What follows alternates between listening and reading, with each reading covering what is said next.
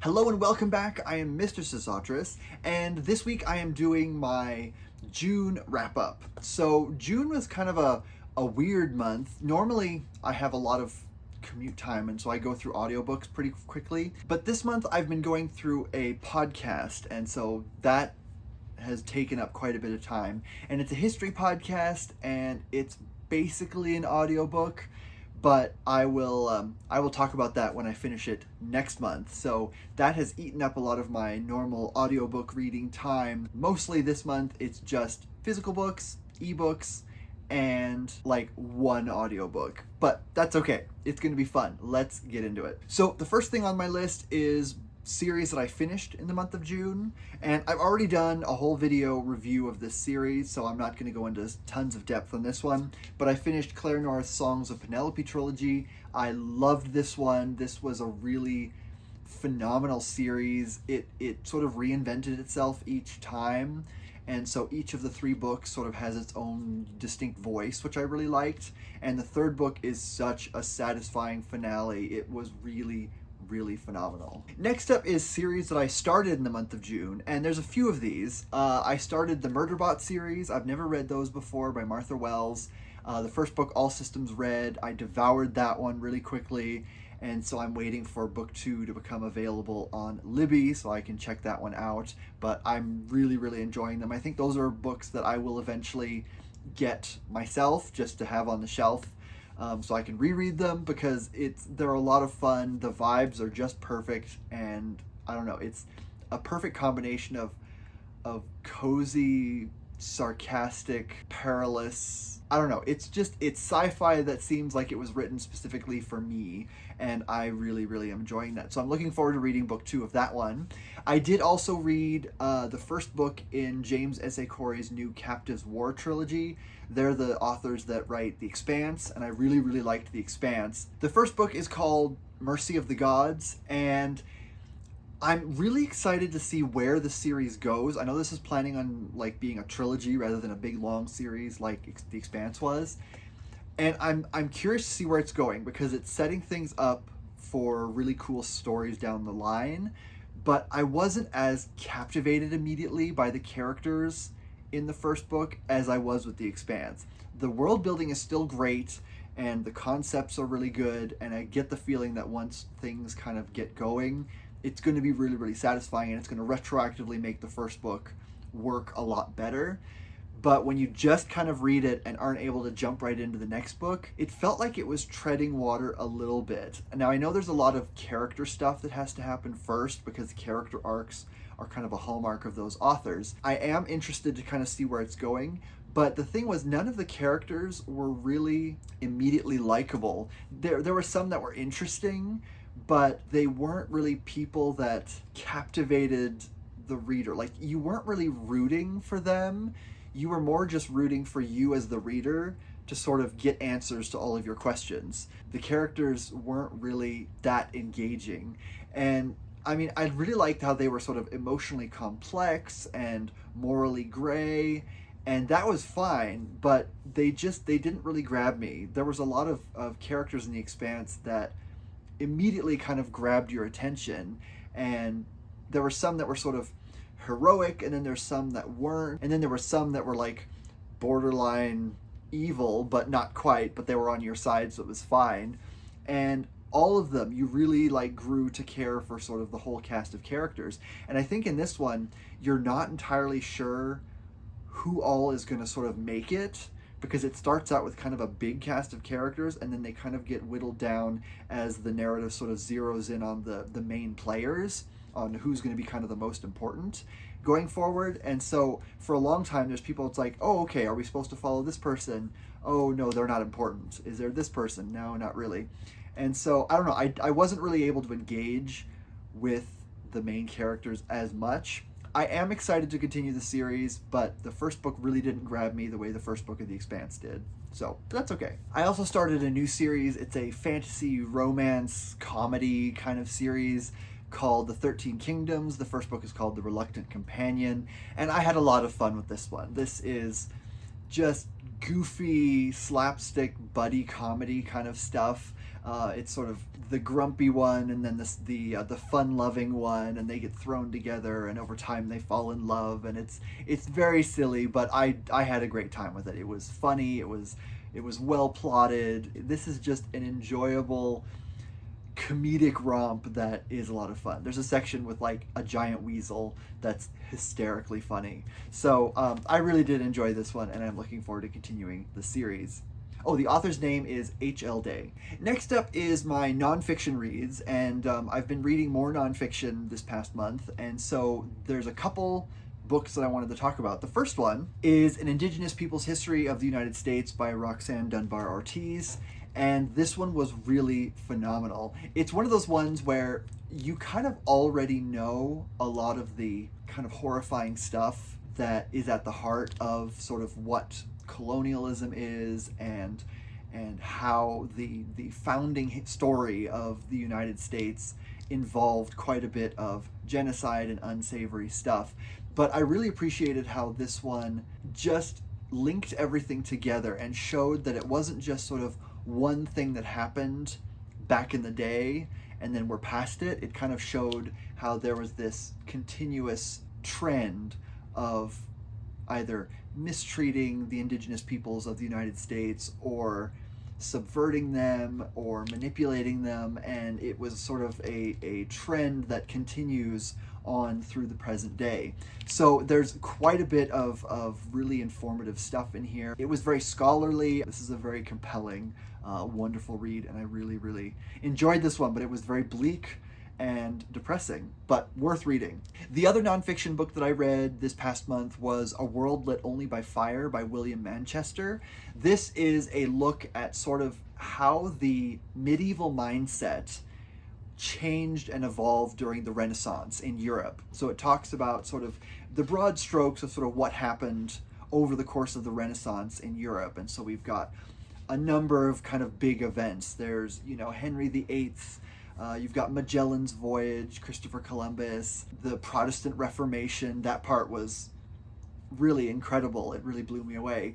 But I really like how he starts off by saying, this is how people thought in the Middle Ages. This is their worldview. This is what their culture was like, in Europe.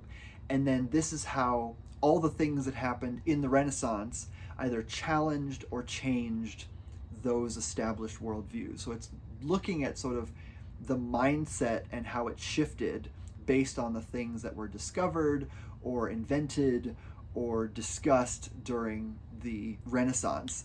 And it was really phenomenal. The Protestant Reformation section was wild, but I really, really enjoyed it. And the section on Magellan is really incredible too. The book actually started out as wanting to be sort of about Magellan himself, like just that. And it sort of became a bigger narrative because he wanted to talk about sort of the mindset and the worldview that Magellan was challenging. And he was the first sailor to sort of circumnavigate the globe. He didn't make it himself, but his fleet did. And that section is just incredible. It's harrowing, it's terrifying in parts, it's really violent, but it was really, really compelling. The book as overall was really, really, really great. I had a great time with this one. Now, this next one is a bit of a cheat, but the next category is favorite fiction standalones. And so I'm going to do Virgil's Aeneid as translated by Shaddy Barch. I'm reading this for my Lit 101 series, and I finished reading this translation of it, and I really, really enjoyed this translation. It was visceral and gripping, and I love the way that the translator sort of works within the limits of the original Latin meter and structure. Some other translators have sort of taken liberties with it and either created rhyming couplets where there really weren't any originally, or they expanded the lines out to be a little bit longer so you can fit more detail in, just because of how Latin is as a language. When you're translating it to English, you kind of have to add more words because Latin is very concise. But this translation manages to capture that sort of short, punchy rhythm while still like packing it full of all the detail that the reader knows. And so you get these really incredible, brutal images that stay with you. And it was really a great time. If you haven't read the Aeneid, I would highly recommend this translation. It was a lot of fun. So I've talked about the first two parts, or I've done 2 videos of the Aeneid already, and then part 3, where I look at kind of the second half of the poem, is going to be coming out next week. So be on the lookout for that. Next up is books that surprised me, and I'm going to have to say that was The Ballad of Songbirds and Snakes by Suzanne Collins.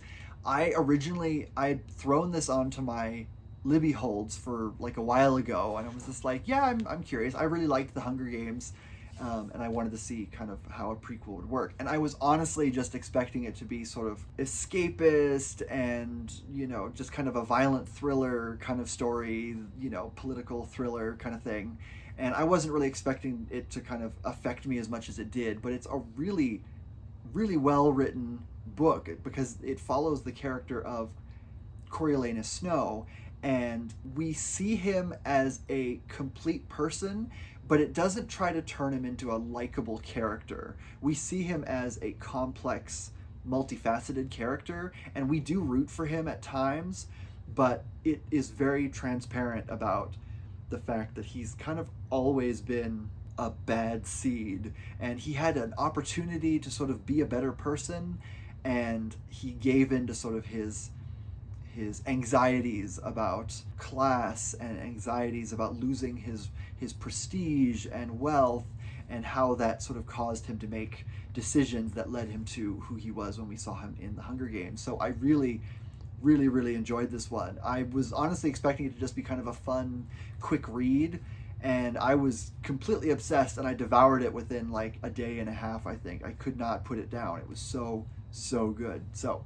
I'm definitely looking forward to reading her next book that just recently came out, Sunrise on the Reaping, just because I think Suzanne Collins is one of those YA authors that really bucks the public perception of sort of what YA is. When people think YA is just sort of silly fluff that doesn't really have a lot to say, and it's just all about, you know, girls and love triangles and all that stuff. I think Suzanne Collins is using the YA conventions to really ask tough questions about authoritarianism and class war and the internal mindset of people who have power and how dangerous that can be. And so I think she's doing great work. Love you, Suzanne Collins.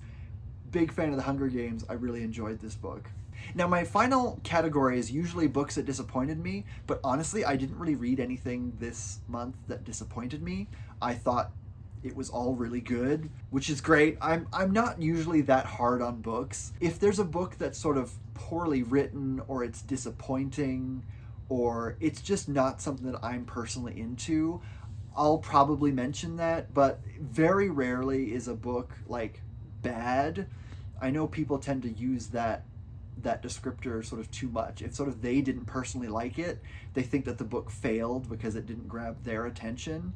But books are complicated things, and people are complicated things, and so sometimes maybe you just read it at the wrong time in your life, or it's not a genre that you're usually into, or whatever. So I don't tend to say that books are like poorly written. I have read poorly written books, but they're very, very rare. Most times if I don't like a book, it's usually just because I didn't personally enjoy what the book was doing, but it doesn't mean that there was anything wrong with the book per se.